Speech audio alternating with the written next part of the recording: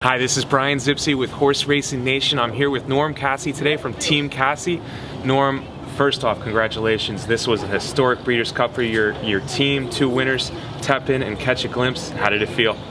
You know, I think it's still sinking in a little bit. I don't really know how to describe how it feels. It was one of those deals where I had to wake up the next day and watch the race on my phone before I even got out of bed because I didn't necessarily believe that we had it. So, you know, it's overwhelming, and it's just something I'm really proud of. Did they run up to your expectations? Did they exceed your expectations, maybe?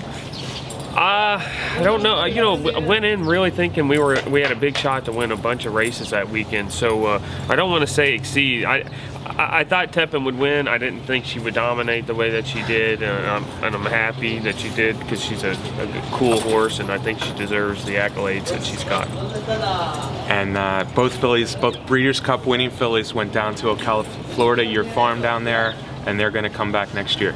Yeah. They're just getting a little break, kind of a standard protocol deal with those type of horses, and we'll map out something for them once we get them started. Awesome. Now, as good as 2015 has been, with Tepin coming back and all these wonderful, that's how I describe it, all these wonderful 2-year-olds you have in the barn, you got to be thinking good things next year. We're going to see a couple of those 2-year-olds, Conquest, Big E, and Airoforce, running next week at Churchill Downs. You want to talk a little bit about them and what they have planned for next week? Yeah, Airoforce, he's obviously he's a very talented grass horse. He's got started on the grass. He broke his maiden impressively at Kentucky Downs and just missed winning the Breeders' Cup Juvenile Turf. We think the time is perfect to see if he's ready to run on the dirt and see if he's a Derby Trail type horse. Next weekend, or this coming weekend, he'll run in the Jockey Club. It's his home track. It's a track he's been accustomed to, and a track that he's always worked well over, so we're excited to see how he does this weekend. Now, he ran second, of course, in the Breeders' Cup Juvenile Turf. Like you said, first time dirt. He's going to have a change of equipment for the Jockey Club? Yeah, we've always thought that he's kind of a horse that runs a little bit spotty. He's actually really precocious, and he's run well. But we think that he can run better, and we worked him this morning. Julian came out and worked him. We tried a little bit of blinkers on him today, and it seemed to really focus him up. So he'll have blinkers on Saturday. Well, good luck to Airoforce. Blinkers on, first time on dirt. Good reason to think that he's going to like dirt? Yeah, I mean, he's always worked well. We thought he was one of our better horses all along, and he's always worked on the dirt. So it just makes sense. And this is just the perfect time to try it. Should be a good test for Airoforce, who's obviously a classy horse. Good luck on his first dirt race.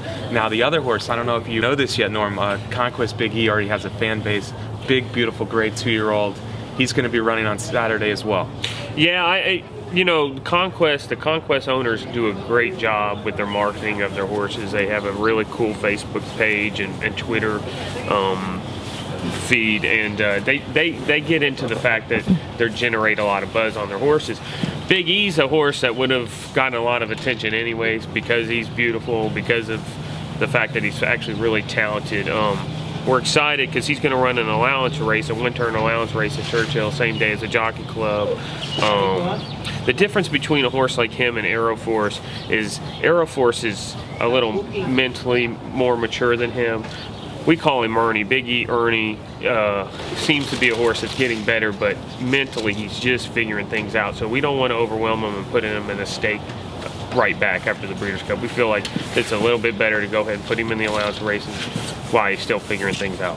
Get some confidence, it makes sense. Now, he went straight from his maiden win, which was his second start. First start was very good, had some trouble, got second, won a maiden race nicely, went right into the Breeders' Cup Juvenile. Obviously, you think a lot of this horse. He's definitely been on our top, 4 or 5 2-year-olds to watch for us. Like I said, the talent is there. He's an extremely fast horse. He's got a high cruising speed. Mentally, he probably wasn't ready for the Breeders' Cup yet. We were actually really happy with the post position being in the 1 hole, but it ended up being pretty detrimental to him because he didn't like being stuck inside horses. You can see him; he was uncomfortable the whole time. Once he starts figuring things out, he's going to be a horse to watch for sure. Still didn't run a bad race as far as I'm concerned, especially with the experience. Conquest Big E, we talked about Airoforce, they're both running next week. I could go down a list though, Norm. Conquest Daddy-O, Conquest Windy City, Conquest Enforcer. How exciting is he in Canada? Siding Spring, the list goes on of 2-year-olds. Who are some of the ones that you're really excited about besides these two going into next year? All the horses that you named. Daddy-O and Enforcer are both extremely talented horses. Don't know exactly what their dirt would be like, but they seem to be the sky's the limit on the grass and synthetics especially, and I'm sure they'll probably get a chance to run on the dirt at some point just to see. Siding Springs been Airoforce's workmate all summer long, all the way up to the Breeders' Cup. He had a terrible post position in the Breeders' Cup and still only got beat 5 lengths, 88 or 89 to 1. Tough trip into that first turn, too. Yeah, and I mean, what are you going to do? We knew going in it wasn't going to be easy. He's a horse that's got a lot of upside. Conquest Windy City, he had to go home and get a little bit of a break, but he'll be back around springtime to get started again. He's a very talented horse. And then we have a horse, a 2-year-old filly named Moonlight Sky, who just broke her maiden by 10 lengths yesterday, who honestly is not really mentally a precocious horse, and she's just figuring things out. She could be very talented too. Yeah, that was a great win for you. Congratulations on that win. Talking about these horses that might be there for the 2016 Kentucky Derby. Maybe there's a 2016 Kentucky Oaks horse. That would be a big weekend, just like Breeders' Cup was for you. Norm, I appreciate you being out here on this cold morning at Churchill Downs. Good luck on next Saturday, and good luck beyond 2016. HorseRacingNation.com.